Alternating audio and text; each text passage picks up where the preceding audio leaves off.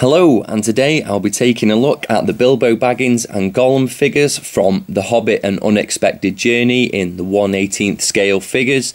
I managed to pick these up for £2, so £1 a figure. Cannot complain about that at all, so I thought I'd have a look at them and let you know what I thought.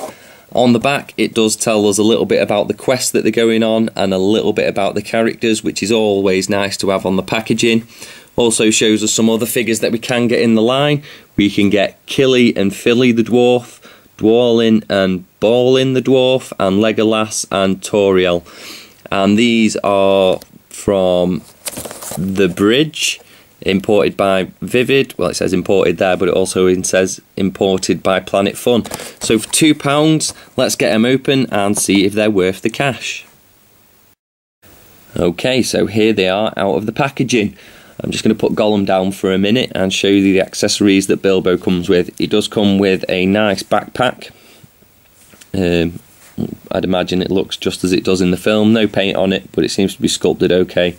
Nice bit of string or rope tied with a nice knot on the end. And that basically just slots over like that.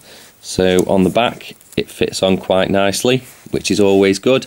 And then he does come with some water canteens, which do have a little bit of paint on, and again the sculpt works nice. Unfortunately, when you've got the backpack on though, there isn't really anywhere for it to go. It just won't sit on the figure, it just falls off all the time. You can put it over his neck, but it just looks a little bit awkward, so you're probably not going to use that even for posing with.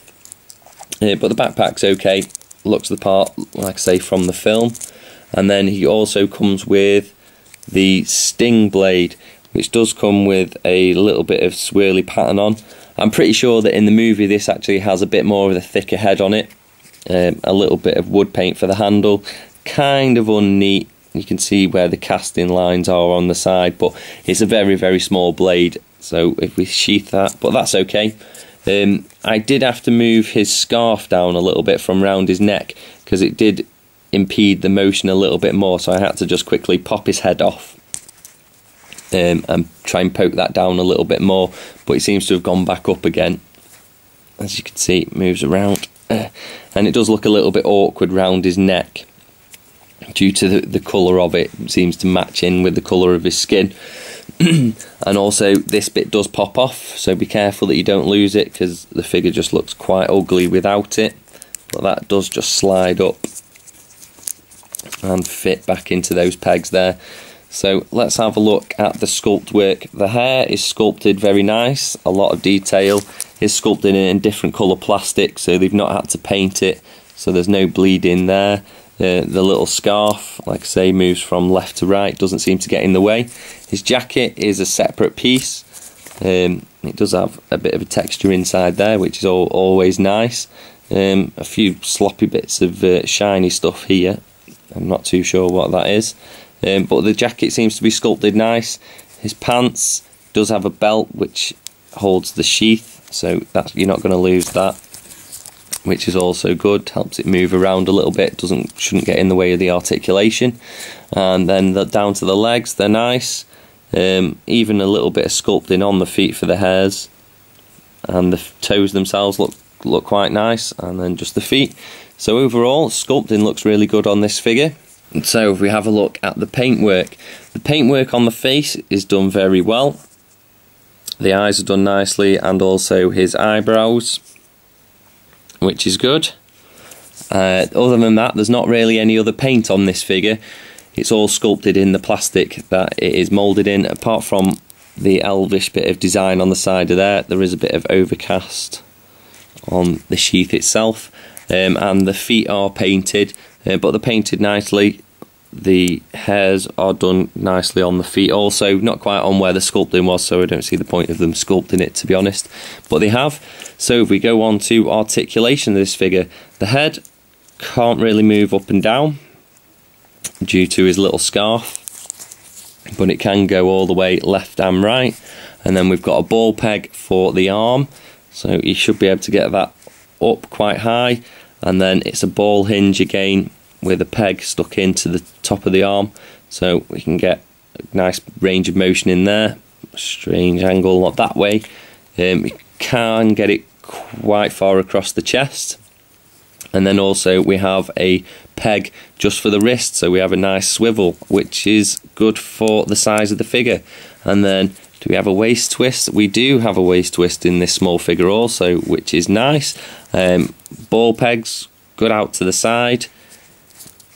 Can't go back due to his jacket, and can go slightly, well, can't really go forward, I suppose, if you brought it up that way and twist the leg round. So you can get 90-degree angle for the leg. And then it has a swivel in the knee, and also comes with the hinge, so a good range of motion there, and then nothing in the foot below the knee. And for the size of the figure and the articulation that you get in it, it's very, very well done.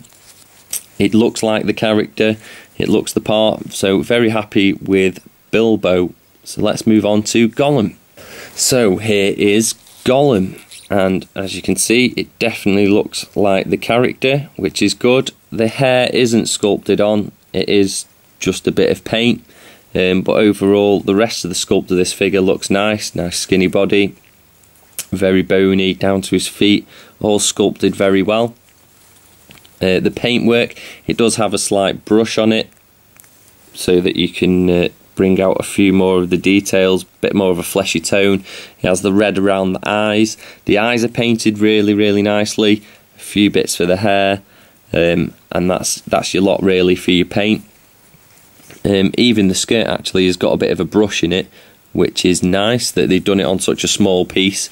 So if we move on to articulation, the up and down of the head is very minimal, not too much. If you do lift it up too much, it will just pop off the peg.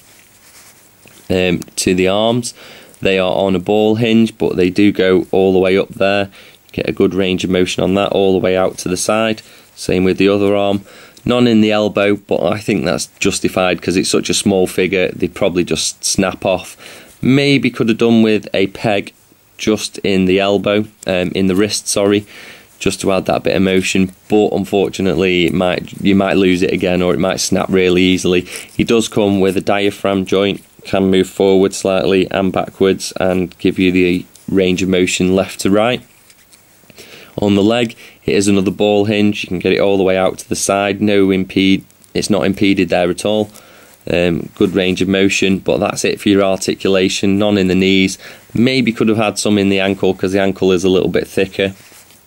But as a Gollum figure goes in this size scale, it is very nice. It looks like the character.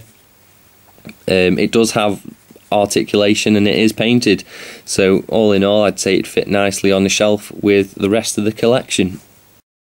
So that is the Bilbo Baggins figure and the Gollum figure from An Unexpected Journey in the 1/18th scale. And the price I paid, £2, pound a figure. Very, very happy with the figures, cannot complain. I'd probably pay a little bit more for them as well because they are sculpted really well. They definitely look the part and look like the characters from the movie. Unfortunately, Gollum will not stand up, which is why he's down in this position here. But I do recommend these figures. So thanks for watching. Don't forget to like, comment and subscribe, and I'll see you next time for more Rawpain reviews.